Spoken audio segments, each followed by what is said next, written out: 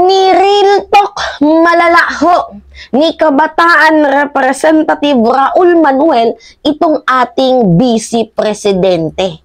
Maraming pagkakataon na atang mukhang napahiya ni Kabataan Representative itong ating Vice Presidente. Doon pa lamang ho sa usaping confidential funds na talagang warlang malala. Kumbaga napahiya ho ng sobra-sobra itong ating Vice Presidente dahil nga naman kasalanan niya din naman. Tinanong lang naman ho ni Kabataan Representative Raul Manuel kung para saan gagamitin ang confidential funds at pinapasagot kung saan napunta ang 125 million na naubos lamang ho within 11 days. Tinatanong ka lang naman. Tapos hindi niya ho nasagot ng maayos. Laging may spokesperson, hindi niya kayang i-defend ang kanyang sarili. So ngayon guys, 'di ba kahapon, naglabas anong isang araw pala, yan o. Balikan na lang natin yung mga review na lang to.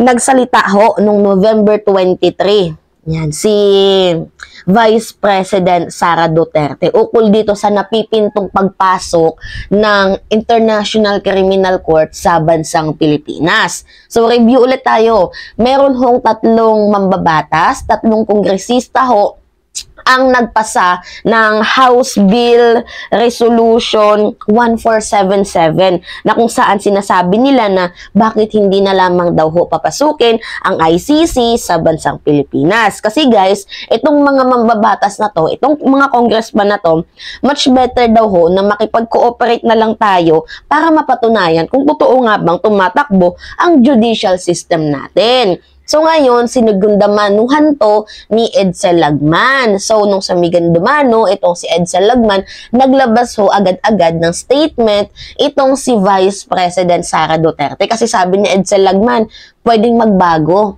ang isip ng Pangulo ukol dito sa usaping ICC. And din natakot ang ating VP. Naglabas agad siya ng pahayag. At ito yung sabi niya, yan o, diba? Mahaba yan, pero dito na lang tayo mag-focus sa sinabi ng impact leadership. So, sabi dito ni VP Inday, to allow ICC prosecutors to investigate alleged crimes that are now under the exclusive jurisdiction of our prosecutors and our courts is not only patently unconstitutional, but effectively belittles and degrades our legal institution. Yan ho ang paratang, ang pahayag ni Vice President Sara Duterte na may halong pangamba at takot at panginginig at pagkabahag ng kanilang mga buntot. Dahil nga naman, talagang literal na madadali talaga sila dito ng ICC. Ngayon naman, nagsalita si Kabataan Party List Representative Raul Manuel. At sa puntong to, sa pangalawang pagkakataon, umagri na naman ako dito kay Raul Manuel. Well guys, sasabihin ko sa inyo, it's not about the color anymore. Sa usaping confidential funds, hindi ako kumukulay. Sa usaping West Philippine Sea, hindi ako kumukulay. Sa usaping ICC, hindi rin ako kumukulay. Guys, totoo, dilawan to sila Raul Manuel. Pero pangit naman ata na kapag tama yung kanilang pinapahayag ay magdi-disagree tayo dahil nga lang kumukulay tayo.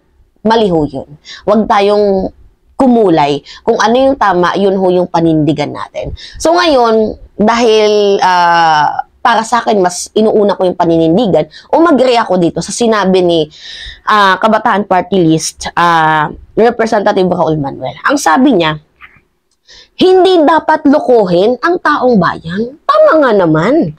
'Di ba? Kasi itong si Representative Raul Manuel, kahit papano, nagbasa na rin ata ng libro. So ngayon, sabi ni Kabataan Representative Raul Manuel denounces Vice President Sara Duterte's statement opposing the International Criminal Court ICC investigation into the alleged crime against humanity committed in the Duterte administration war on drugs campaign. So ito yung sabi ni Raul Manuel, hindi dapat lokohin ang taong bayan. ICC has a jurisdiction on crimes of Rodrigo Roa Duterte before Philippines left ICC. sa mga ayaw ng ICC ang mag-imbestiga sa berdugong pasimuno ng war on drugs.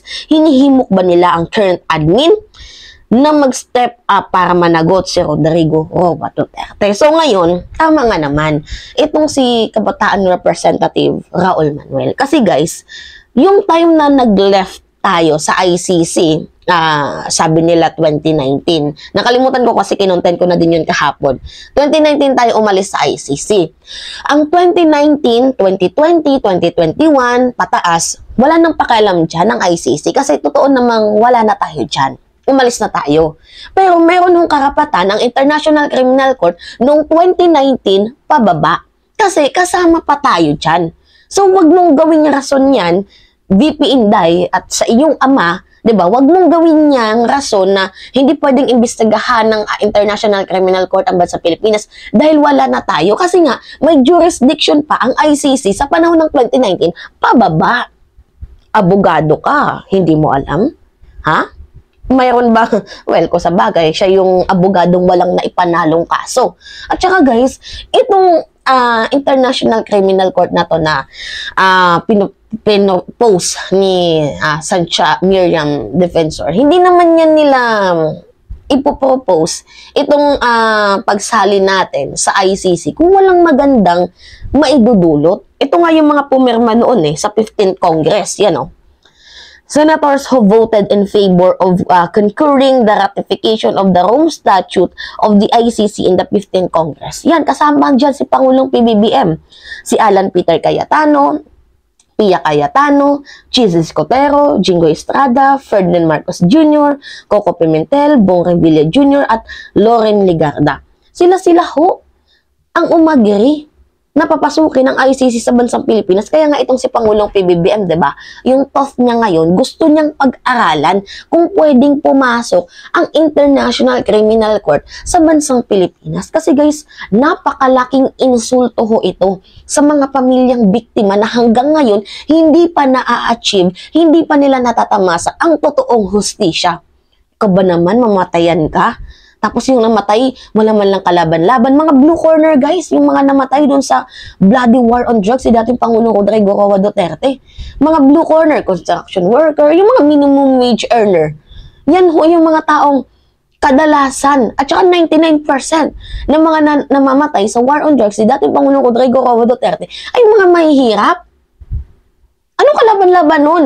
Tapos sasabihin ng mga pulis, mga nanlaban. Diba? Nasa kamay ninyo ang batas. Ngayon, sinisingil na kayo at binibisita na kayo ng mga multong yan, takot na takot kayo. Ayaw niyong papasukin. At saka guys ito yung sabi ni Vice President Sara Duterte. Napaka-double standard kasi ng ating VP. Sinabi ba naman niya na nung, June 16, 2021, sabi niya, Sara Duterte ready to help ICC drug war probe if national government agrees. Sinabi mo, natutulong ka. Diba? Dito sa ICC na to, sa investigation noong 2021.